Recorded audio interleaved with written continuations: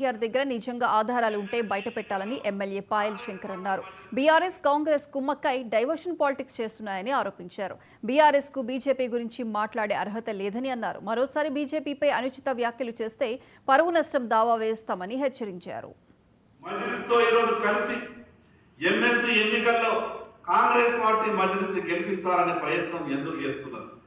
వీళ్ళంతా కూడా కలిసి ఒక పక్క టీఆర్ఎస్ మరో పక్క కాంగ్రెస్ మధ్యలో మజ్లిస్ కలుపుకొని ఈ రాష్ట్ర రాజకీయాలు చేస్తున్నటువంటి కాంగ్రెస్ ప్రభుత్వం టీఆర్ఎస్ పార్టీ కలిసిపోయిందని బయట ఇప్పటికే ప్రజలంతా కూడా అర్థం చేసుకున్నారు.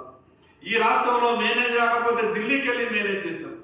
ఈ సందర్భంగా కేటీఆర్ అడగదలుచుకున్నాం, నువ్వు అంత గొప్పగా చిట్చాట్లో మాట్లాడే బదులు నీ దగ్గర నిజంగా ఆధారాలే ఉంటాయి, నీ దగ్గర దమ్ము ధైర్యమే ఉంటే నువ్వు పేరు బయట పెట్టేటటువంటి ప్రయత్నం చేయి. భారతీయ జనతా పార్టీ నాయకత్వం, భారతీయ జనతా పార్టీ నాయకులు నిగ్గచ్చిగా ప్రజాసేవలో ఉంటారు తప్పితే మీ తీరు లాలుచి రాజకీయాలు చేసేటటువంటి అవసరం లేదు. ఈరోజు టీఆర్ఎస్ పార్టీ కాంగ్రెస్ పార్టీ మీద పూర్తిగా ఆధారపడ్డది.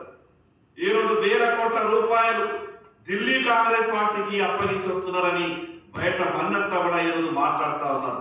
ఇక్కడ ఈ కాంగ్రెస్ పార్టీ తెలంగాణ కాంగ్రెస్ పార్టీకి కావాల్సినటువంటి సహకారం అందిస్తున్నారు. ఢిల్లీ కాంగ్రెస్ పార్టీకి కావాల్సిన సహకారం ఈరోజు టీఆర్ఎస్ పార్టీ అందిస్తున్నది. ఈ రకంగా లాలుచి రాజకీయాలు చేస్తున్నటువంటి TRS party Bharatiya Janata party మీద మాట్లాడేటప్పుడు ఒకటికి రెండు సార్లు ఆలోచించి మాట్లాడాలా. భవిష్యత్తులో కూడా ఈ రకంగానే మాట్లాడితే రేపు భారతీయ జనతా పార్టీ వేసేటటువంటి పరువు నష్టం దావాకు సిద్ధంగా ఉండాలని ఈ సందర్భంగా కేటీఆర్ చెప్పదలుచుకున్నారు. మజ్లిస్తో ఈరోజు కలిసి